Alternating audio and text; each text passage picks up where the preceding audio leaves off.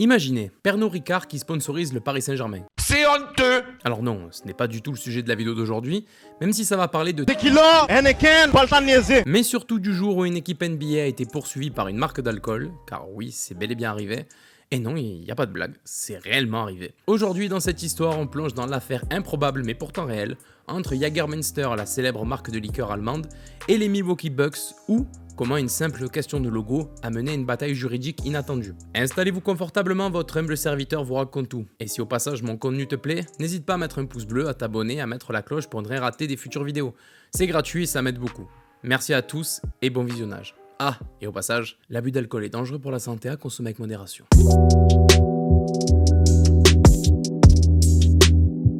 Pour comprendre cette affaire, on va d'abord présenter les différents protagonistes. D'un côté, Jägermeister, ou Maître Chasseur en français, la célèbre liqueur à base de 56 herbes, épices et racines, créée en 1934 en Allemagne.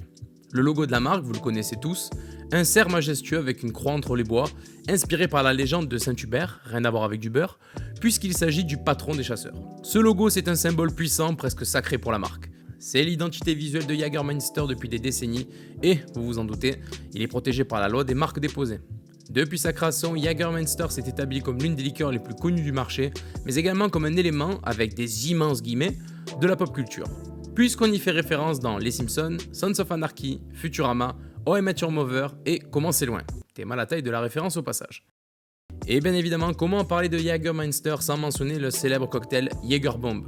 Sinon Jäger ça veut dire chasseur en allemand, et oui c'est un rapport avec Eren Yeager dans l'attaque des titans. Voilà, anecdote inutile mais anecdote quand même. Et donc de l'autre côté on a les Milwaukee Bucks, franchise de la NBA basée dans le Wisconsin. Elle a été fondée en 1968 et a remporté 2 titres NBA en 71 et 2021 et compte parmi ses légendes Kareem Abdul-Jabbar, Oscar Robertson, Sidney Moncrief et bien évidemment Giannis Antetokounmpo. Leur mascotte, un cerf. L'équipe du Wisconsin a toujours joué avec l'image d'un cerf dans ses logos, reflétant à la fois l'esprit de la ville et un clin d'œil à la faune locale.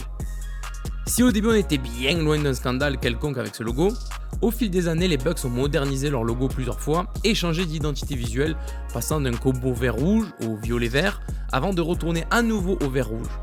Mais en 2015, ils dévoilent une nouvelle charte graphique, toujours avec du vert, mais avec l'ajout d'une note de blanc crème et surtout d'un nouveau logo qui ne va pas manquer de faire du bruit. En 2015 donc, les Milwaukee Bucks dévoilent leur nouveau logo. Un cerf stylisé avec des bois imposants et une allure résolument plus agressive et moderne. Jusque là tout va bien, sauf que Jägermeister trouve que ce logo ressemble un peu trop au leur. Et vous vous en doutez, ils ne sont pas du tout contents de cette révolution visuelle chez les Américains. Jägermeister affirmant que le nouveau logo des Bucks pourrait semer la confusion chez le consommateur, surtout dans un environnement où les marques cherchent à se diversifier. La marque de boisson avance qu'il est possible qu'un fan des Bucks achète un produit dérivé sans savoir si c'est un produit officiel des Bucks ou une édition spéciale de Jägermeister. Bon, nos amis allemands forcent complètement parce que bon, entre une équipe de basket et une marque de boisson alcoolisée, il y a quand même rien à voir. Ah si, Thanasis, parce que lui pour le coup il saoule vraiment. Alors d'après vous, que fait Jägermeister ? Ben bravo, bien joué, ils attaquent en justice les Milwaukee Bucks pour protéger leur logo. Mais ce n'est pas juste une question d'image. Derrière, il y a des enjeux financiers majeurs, notamment sur la vente de produits dérivés. Les Bucks de leur côté se défendent en disant que leur logo est suffisamment distinct et qu'il n'y a aucun risque de confusion. Les avocats des Bucks vont même plus loin en avançant que le cerf est une image trop générique pour être monopolisée par une seule marque.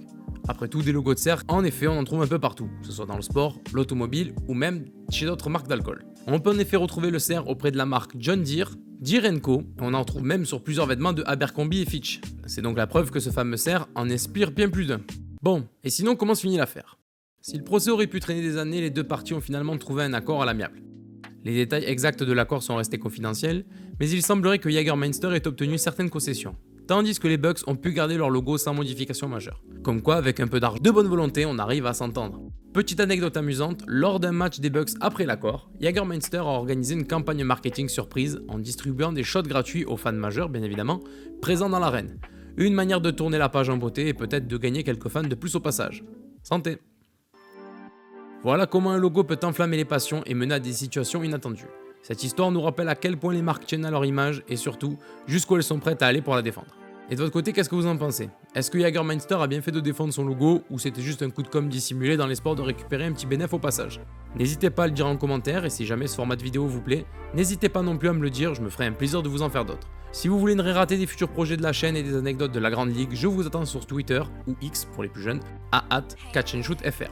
Merci à tous d'avoir suivi cette vidéo, c'était Catch and Shoot. Tchuss.